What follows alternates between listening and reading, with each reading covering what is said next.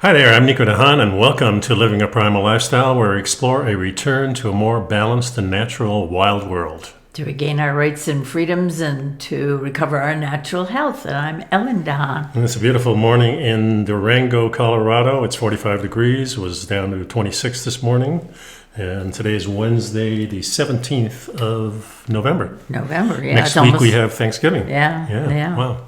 Yeah, the roof is 99.9% done. Yeah, in fact, the guys just arrived, so if we hear any banging or talking, and we'll just have to put up with it, I guess. But it shouldn't be too much because they're pretty close finishing, to. Yeah, we're just doing a few touch-ups, and it looks great. So we're really happy with the roof for sure. Yeah, so, the whole neighborhood is happy with the roof. Yeah, apparently. Yeah. We had some passersby and just complimenting on the selection and that. So very cool. We'll be posting some pictures, I think, on Facebook sometime. Yes, we will. And the Primal Edge? Yeah, the Primal Edge. You can still get it on TFNN, and it's available. Now, the show notes I've got on YouTube, so all the things we'll be talking about, including the Primal Edge, is in there. So you want a connection to the Primal Edge, you've got it there in the show notes. So check that out. So some of the things we want to talk about today is, the first thing is the week.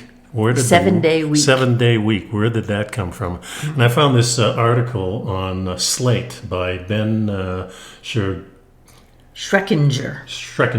Yeah. Good German name, I think. Okay.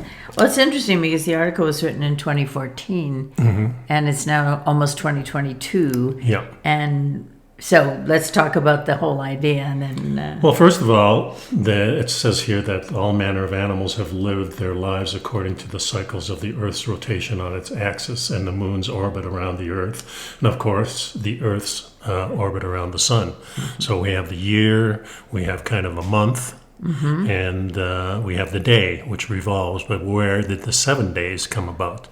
And I always thought back in the day when I was studying religion, it was that it was for religious purposes. The earth and everything was made in 7 days by God. Actually, maybe 6 days, and the seventh day he rested. Yeah. Right. And there was always a confusion about, is Sunday the first day? Is Monday the first day?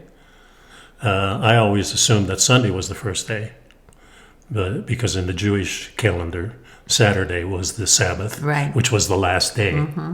But because of work weeks and things like that, it became Monday kind of was the first day of the week. I never thought too much about where the 7-day work week came about. And one of the things that I noticed about being alive is that whatever was in existence at the time you came on the earth is what there is. That's true. And you don't seem to think about... Yeah. I particularly remember when the Berlin Wall came down, and that I never thought would come down, I don't know why, because it was always there. Right. And... yeah, and of course the Twin Towers, we never thought that would come down. That's a whole different issue. That's for sure. But I just never... I never actually thought about...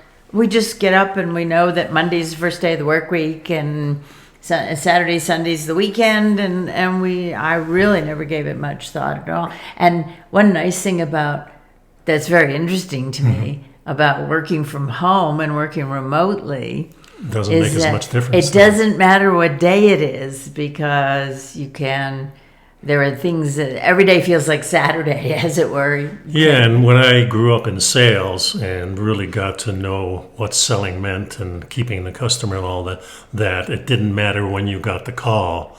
The response was immediate. If you want to be of a service-oriented business.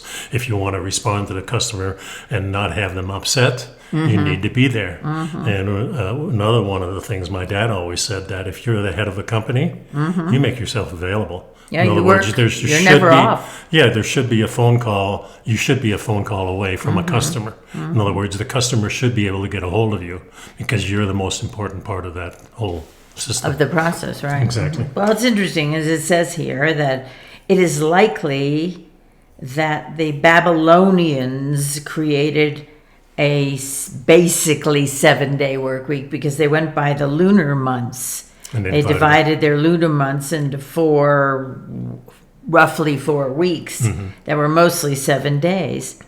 And then at some point, the final day of the week came to be considered evil or unlucky, and so taboos developed around that day, which is strange, as now we think of the seventh day as being the spiritual day.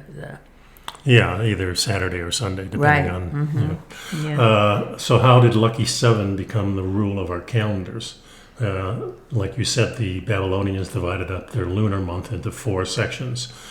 But it's funny that a lot of cultures had different kind of, the 7-day wasn't everything. Some had 3 days. Well, the Basques had a 3-day week. Right. For centuries, China, Japan, and Korea had a 10-day week. Mm-hmm. And then other societies have 4, 5, 6, 8, and 9-day weeks, which I never knew. Yeah, it's interesting because when I looked at this logically without reading anything, I thought, well, it has to do with work. It has to do with the economics. We had to make things available like... back in the old days, it was always the farming day when you went to the market. The market was always like on a Wednesday for us. Right. So that was an important day because you knew all the produce would be there on Wednesday. But that's the point, I think, is coordinating with everybody else so that you could have a reliable day in the market. Right. Everyone has to kind of agree that Wednesday's the day, and that's... Right, because in hunting, it never really mattered because you went out to hunt when you knew there was game in the area. Maybe you were hungry, but back in the real old days. It says, interestingly... all of the agricultural revolution had an impact on the week, but even more so, the industrial revolution had an impact. In 1926, Henry Ford began shutting his factories on Saturdays in a bid to crystallize an American convention of a 2-day weekend that was full of recreation. So up until that time, the work week was 6 days. 6 days, yeah. And he made it 5 days, and he hoped that people would jump in the automobile, of course, and enjoy 2 days. And go somewhere, right. And it worked, apparently. Yeah, for sure. And, of course, many European countries have still the 6-day work week. And with working from home, I think a lot of people now, since around March of 2020, have found themselves sitting at the computer on a Saturday or a Sunday because it's there, it's easy, and they can knock out a little work and get it done before the week. Yeah, and then you have these self-imposed kind of things that you want to get done because no longer are you going to the office, so now you have to self-impose some kind of ritual time to get your business done. You need to make a plan. And sometimes it's just, I got the message now, and I better just get it out of the way. Well, one of the things that they talk about here, high-speed internet allows office workers to work from home and blurs the spatiotemporal lines between working and doing your laundry with the television on. But even when we cheat the week, we still acknowledge it writes the rules. So it's interesting. Here we are. Sometimes if I'm on a call and I have my earbuds in, I can also be looking at my puzzle pieces that I'm working on, my 1,000-piece jigsaw puzzle. Right.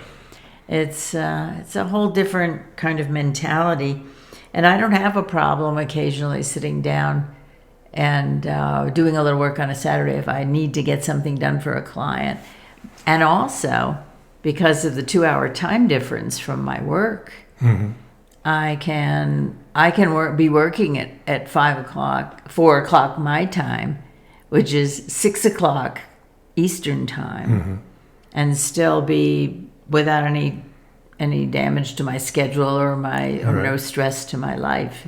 The point of this whole article was really is a time to do away with the 7-day week. And I just don't see any possible way of kind of getting rid of it now. We're so entrenched in it, even though now we're working all different times. And certainly now that I'm retired and the only thing I really have the obligations for is spending time with you, spending time with jiu-jitsu, teaching those classes, and being on the mat and getting ready for this show. And then the normal the stuff. research. The research, and that can be done at any time. And of course, interest in music, trying to schedule those things.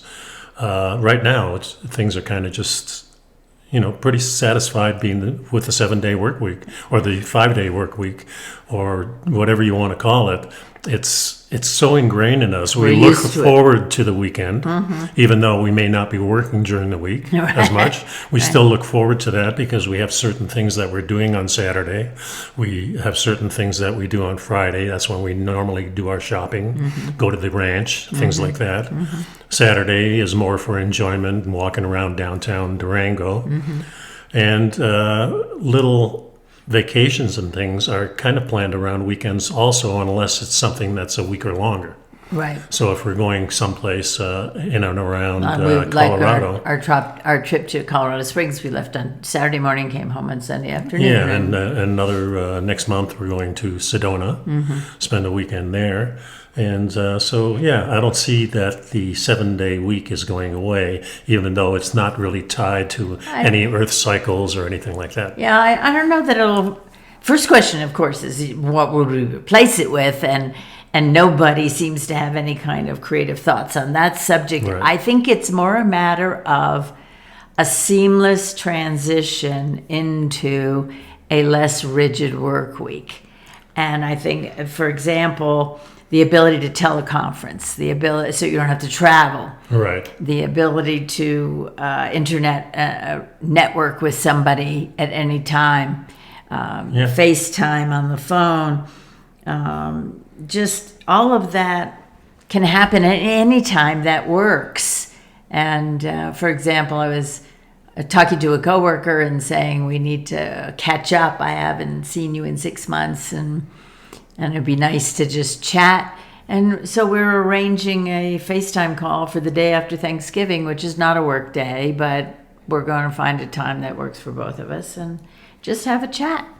Yep. And I think people are I don't think we need to get rid of the 5-day work week or the 7-day week with any formality, because I think it's just kind of... Well, I think it'd be nicer if, back in the, I don't know exactly when, maybe 40s or 50s or maybe before that time, they were really considering here in the United States going to a 4-day work week. Sure, they were. But that meant you were working 10-hour shifts for 4 days. But there was even talk about a 36-hour week. Too. But not among major corporations. They were wanting 40 hours. Yeah, they want that schedule, sure. Then there were also a lot of studies and papers done that suggested a person is not productive 10 hours a day, and it's a strain on the body, and you don't get as much done in the 4 days as you do in the 5 of 8-hour days. Yeah, and then of course we could probably talk about endlessly about the different breaks. Here we have lunch break, and then we have the 15-minute break because you need to move around. And now if you're sitting too long, you better get up. Those kind of things. But that's not part of the article. So there's actually 2 articles there. I put them both in the show notes, and one's just a little bit shorter than the other. I thought the other one's called "Why Are There 7 Days in a Week?" Goes a little bit more depth about the total history of the different number of days, and it's kind of interesting. That particular article, just very briefly, talks about that there are actually 13 cycles of the moon. Right, not 12. 13 phases of the moon every solar year. So, maybe we should do, we do that. 13 months, and I think some cultures had that in the beginning too. Yeah, so if we're going by the astronomical connections, and that would have been a logical way to do it. But again, it's hard to change something so ingrained in every religion, every society, pretty much in the modern world. We're on the 7-day clock, so I don't see it changing. The next thing I have on here there are 6 best seeds to add to your diet for a nutritional boost, according to dietitians. And this comes from bicycling.com. Yeah, so keep in mind that this particular article was written from the perspective of fueling an athlete who was a long distance cyclist. Right. So just trying to look at what kind of nutrition can you get from. Right, and traditionally it was thought the carbs were the thing that cyclists and runners would use, and certainly I was a runner for many years, and that's what we thought until it kind of changed with the paleo type of diet. Also, if you're looking at keto and all these things, but even before that, we were looking at those carbs being highly processed and knowing that probably not a good idea. Even though it gives you energy and stuff like that, if you're not using that energy, then that stuff stays with you and you get fat. Well, one thing of concern to me regarding diet in the first place is how it's almost like a fad. From in one particular point in history, something was believed to be true about food, and then suddenly, do you remember when there was a time when the American Heart Association was saying, "Don't eat eggs. Eggs are so bad for you." Same with butter. That's why margarine. But now we know this was driven by the market and not by nutrition. Right. People who are making margarine, who are making these seed oils, they were saying, "Let's buy this other stuff." So that's how it came about. Yeah, it's interesting. It's also interesting in here, though, they talk about a bunch of different seeds. One is being hemp, one being flax seeds, one being chia seeds, and sesame seeds, and sunflower seeds, I think. And pumpkin seeds. And that's about it. And they talk about the different kinds of, for example, pumpkin seeds are high in magnesium. And that helps with depression and a few other things, and a couple of things I wanted to mention on this. There's actually two things. One, seeds are seasonal; they come appear for a certain time. The other one is that you can keep them for a long time because they're held in stasis. Stored. Right. One of the things the article says here that I like is that. Most seeds, if you're going to eat them, maybe use them like 200 calories worth, which is about maybe 2 to 4 tablespoons. So that kind of throws out the window of your morning porridge, your morning cereals, things like that. Well, that's grain. That's not seeds, but grains are seeds. Well, they're smaller. They separate. They separate them, but they're categories. The same thing. I mean, give me a break. It's a seed is a seed. It's whether it's a large seed like a nut or... Well, that's the point, isn't it? So that nuts are actually like cashews are seeds.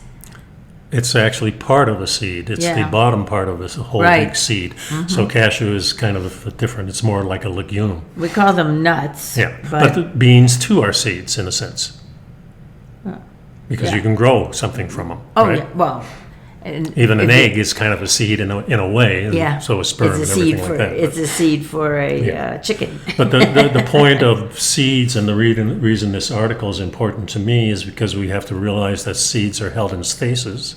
Yeah, that was the key, I think. Right. There's a hard coating on the outside of all seeds. Right. And the purpose of it is to prolong the life of this seed till water and sunlight become available. Till optimal conditions for germination occur. Exactly. So, and the other thing that you had discovered many years ago was that those covers, those pods, also contain some toxins like phytic acid, anti-nutrients, things that are hard for us to digest.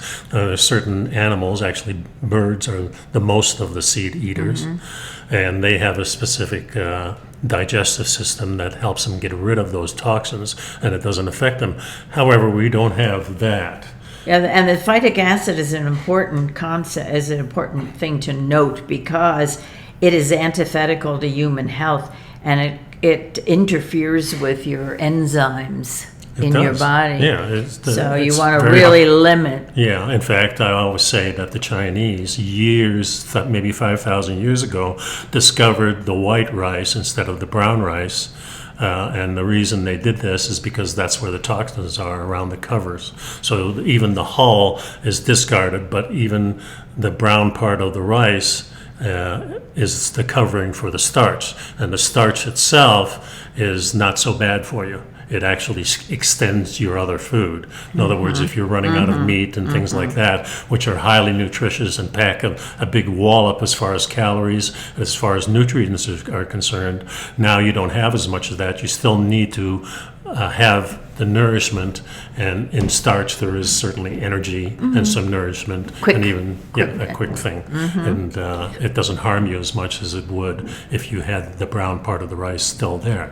Yeah, well, it says that modern diets are high in processed grains, low in nutrient-dense fats and minerals, and that means that you're going to have a higher likelihood of nutrient absorption problems, and that phytic acid is has even more negative impact because it can stop nutrients from being absorbed. Exactly. It binds to minerals. Yeah, so we've learned that the seeds are just very hard for us to digest, and the nutrients just aren't bioavailable to us. But we as human beings found a way to get those nutrients still there. So there's our noise. Yeah, it's that coffee pot. It's not the recycling. coffee pot. Cycling down, right. So and that's where you get to the idea of soaking nuts or right. And this next article in line is the importance of soaking nuts and seeds. And this is something that in our fast food, all the beans and the things that we eat from fast food or prepared foods, none of these steps are taken. And it's not just soaking them. But I remember specifically when we had peas in Holland, my mother would soak them. Before she made soup. Yeah, before she made the pea soup, she would be soaking them for a couple of days, and I'd be the one throwing out the water. She would teach me. Or skimming off the top. Skimming off the top where the nasty stuff comes up, but also all that bubbling and everything is all those phytic acid, all these anti-nutrients are being kind of taken out, ejected from the peas. Yeah, I remember that. That was good soup. I miss that. Yeah, a little ham in there too. My mother put the ham bone. Yeah, exactly. Good memories for sure. So seeds and nuts store phosphorus as phytic acid and becomes phytate when it binds in a mineral. Binds to a mineral. Yeah, so it binds to these minerals, and this is why these minerals, which are important in our diet, don't become available. Actually, we probably poop them out. We can't absorb them. That's right. Yeah, so there's other things in here too besides the soaking of seeds, and it gives you a good perspective of how to soak them and things like that. If you're interested in soaking, there's some step-by-step process in this particular article that's extremely helpful. Yeah. And then sprouting is the other thing that they suggest. Yeah, because what happens, just think about it, the seed all of a sudden becomes the plant. No longer does it need to be held in stasis. So it sloughs off all these phytic acid and these things that bind to the minerals. It kind of gets rid of them. So if you're soaking them and then letting them dehydrate, letting them dehydrate, but there's enough moisture in there for the seed to become viable. What is that? Viable. Yeah, exactly. And it turns into the plant, and you have that extra benefit of now these minerals and these vitamins become bioavailable. Accessible. Yes. Exactly right. So the question is here: should you soak them seeds, or shouldn't you soak them seed? It's pretty understandable that our ancestors did all this stuff. Well, I think some seeds are not so good for soaking because they get, like chia seeds apparently become gel-like, and they're really good for thickening puddings and things, but after they're wet, they're not that easy to handle. No, but they help you digest them. So maybe they're not as... now you have to come up with different ways of using them because they're not as appetizing once they're kind of jelly. So. There's other things, though, too. Remember that our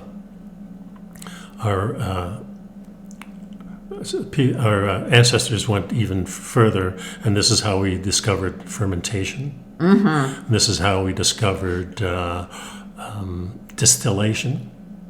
So these are things that you can do too, and this is how we come up with beer and whiskey and all these other things. I was just going to say, thank goodness. Yeah, exactly. wine. So there's a bunch of things that we can do, and it's really good for you to understand the process, so these things become more bioavailable to you.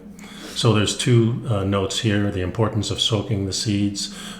Here are the best things that are available to you as far as seeds concerned.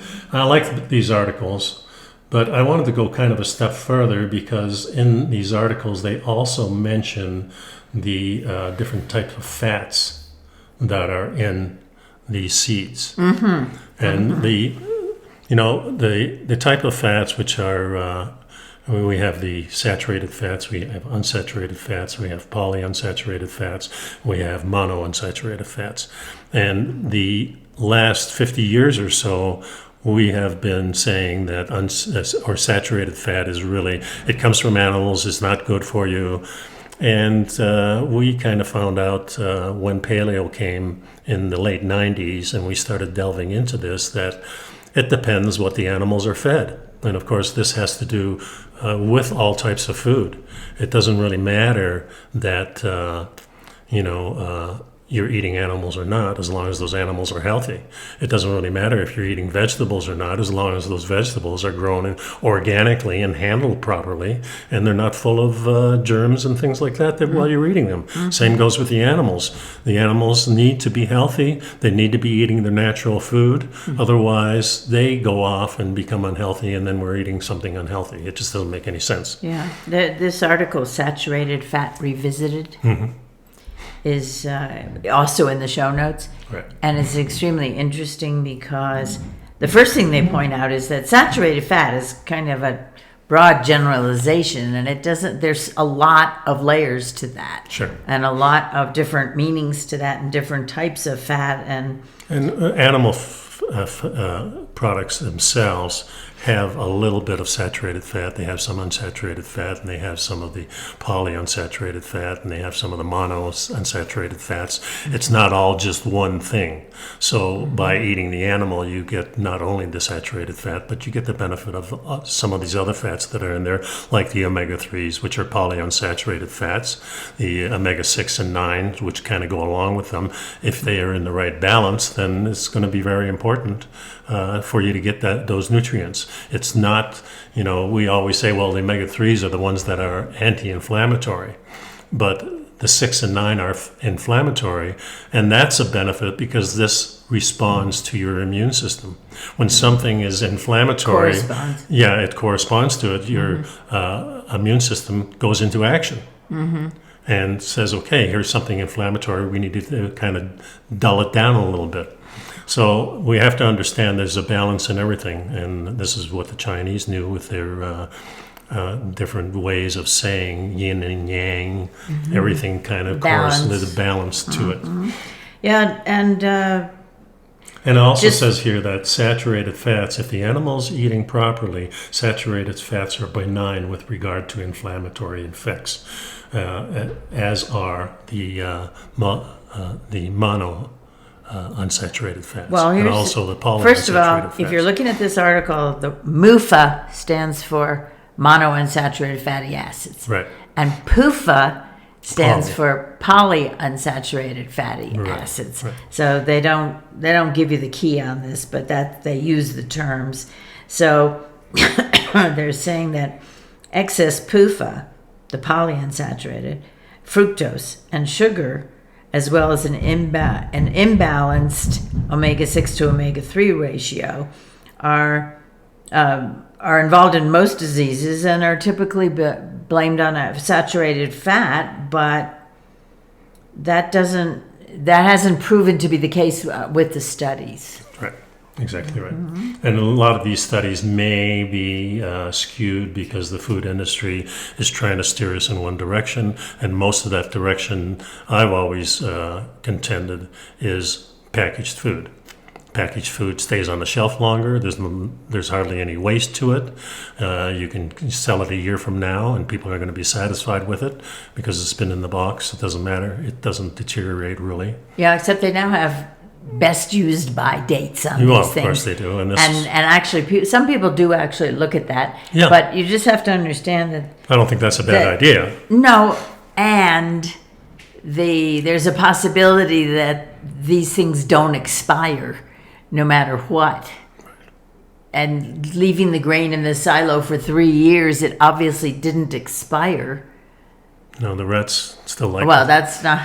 Yeah, the cycle of life has continued. Yeah. And I just remember the fads of diets. I remember in the 70s, there were the American Heart Association diet. No eggs, no butter, no dairy. Limit your dairy. Don't eat the skin on the chicken. Don't eat the fat And a on lot the of meat. that is still in the information when you go to these medical sites. They still recommend those things because of the saturated fat is so embedded in. Well, people are afraid. Yeah, It's a fear thing. it's a fair thing. So unless you really study what's going on, then it's not going to be that good. Yeah, the point is to do your homework and to Yeah, I'll lost, take care of it. lost the connection. Okay. We'll go ahead and keep talking while I straighten this out. Okay. The point is to continue to do your homework and to research and to watch for what's going on in the world and see what the developments are and what new papers are out there and what new findings are out there, and make your own decision based upon how good do I feel when I'm eating this stuff. Right. Now, if I ate that dinner at the restaurant and came home and felt too full and a little queasy, that should tell me that something I ate wasn't a good thing to eat. Right. So it's All right, believe. it's a process. Yeah. Okay. So the next one I wanted to do was the obese people don't make protective antibodies. A study finds. This is from High Intensity Health. It's a podcast I was listening to from Mike Mutzel. He's an MS. And scientists find lean subjects make protective antibodies after infection, while obese subjects don't make protective antibodies. They make a maladapted auto antibodies. Now, auto antibodies means that the antibodies are attacking your own system. Right. So this is a study that's been done, and it's researchers at the University of Miami have published these studies finding that obese people have this impaired immune response to the now endemic coronavirus, the COVID-19. Infections in lean subjects were followed by a predictable rise in protective antibodies to the spike protein, but not so for the infected obese subjects.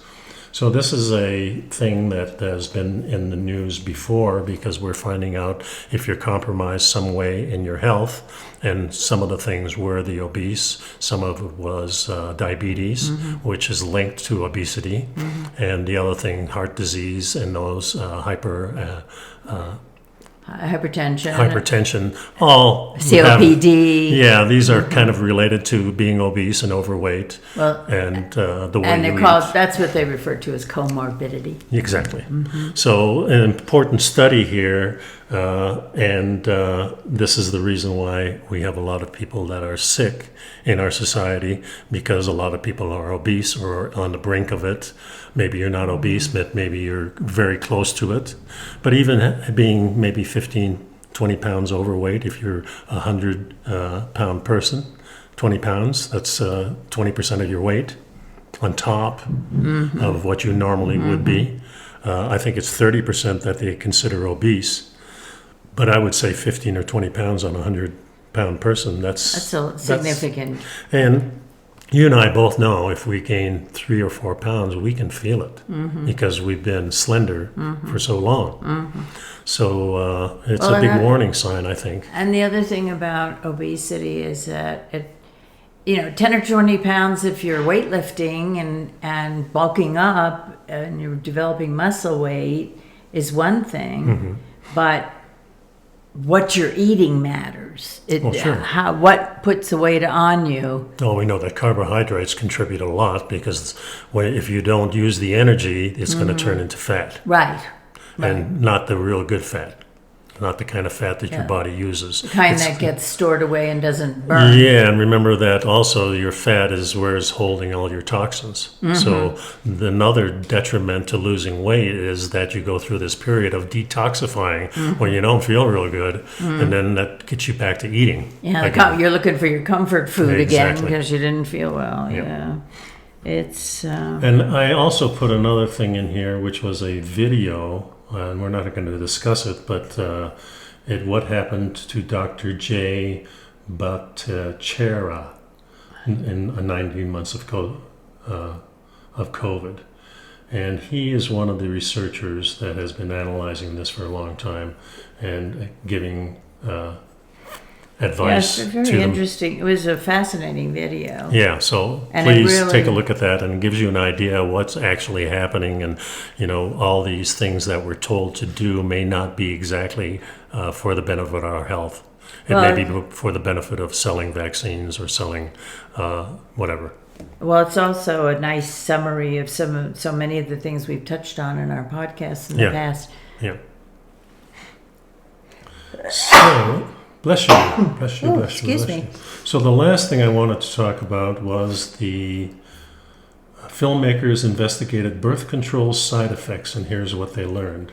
And this was an Emmy-winning television program produced to create a documentary on the birth control pill, and it sent them on a 6-year journey.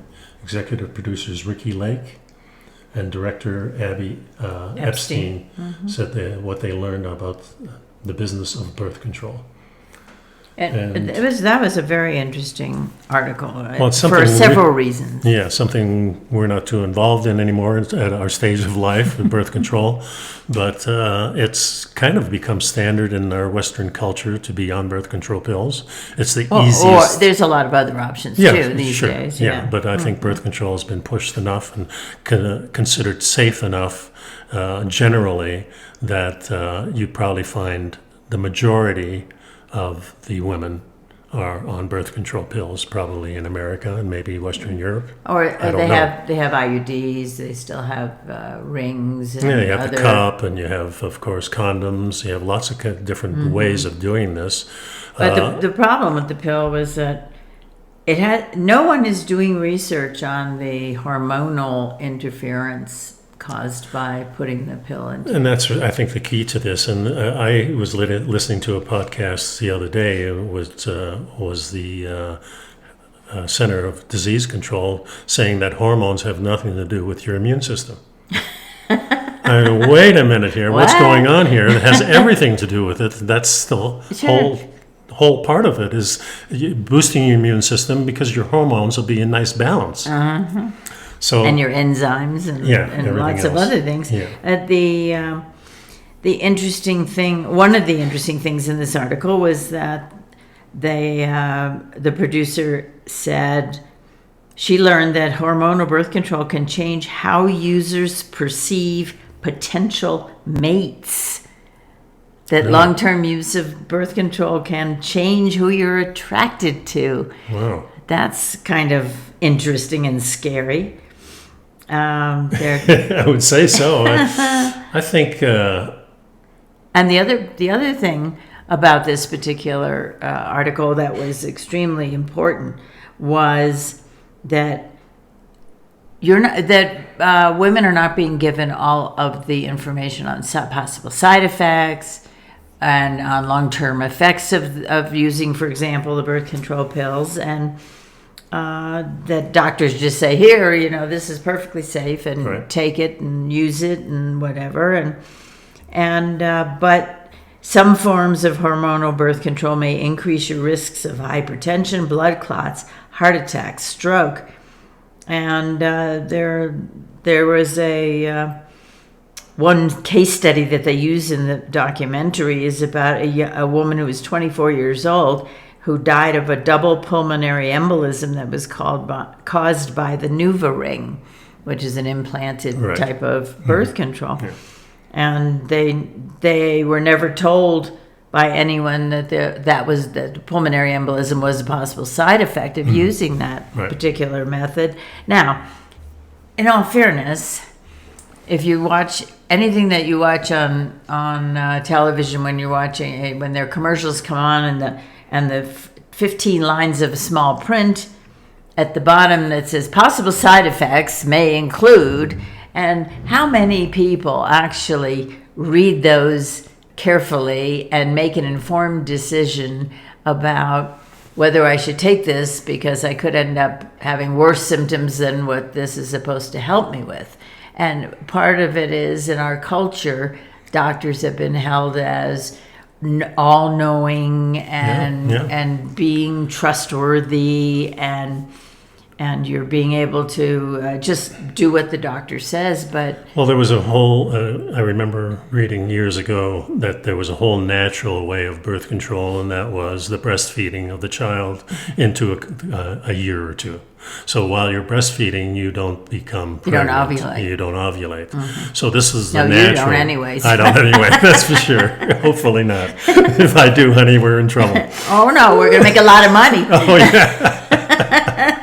But the whole thing was the natural way of breastfeeding solved that problem, and then we didn't have as many babies. Agriculture kind of changed that whole thing, because now we need more people in the fields, things like that. The farmer wanted their sons so they could grow up, pass this pasture land on to them, and then the bottle came, and we stopped doing the natural thing. So the natural way, there was a solution there. Mm-hmm. Now we have to come up with all these things that are not as healthy. Maybe a growing problem is the people aren't conceiving as easily. Could this be part of that problem? Yeah, because it's hormonal imbalance, that could certainly contribute. Yeah, and if we look at all the pollution and things that are in our society with all these chemicals that we're using, it's just another straw on that camel's back that kind of just causes more of the problem. Mm-hmm. That's the way I see it. Wow, we covered a lot of territory. Yeah, we covered a lot of territory in here. But and if you see any weird stuff on this, is because our monitor went out and we were kind of. I think it was all right. Yeah, the recording should be fine. Yeah. But these are glitches that happened, and our house seems to be pretty quiet, so that's kind of nice. Anyway, that's the show for today, and thanks a lot for sticking around. Remember, on Facebook, go to YouTube and like the video, and also please subscribe to Living a Primal Lifestyle on YouTube, and we will see you next week then. Take care. Well. Bye-bye.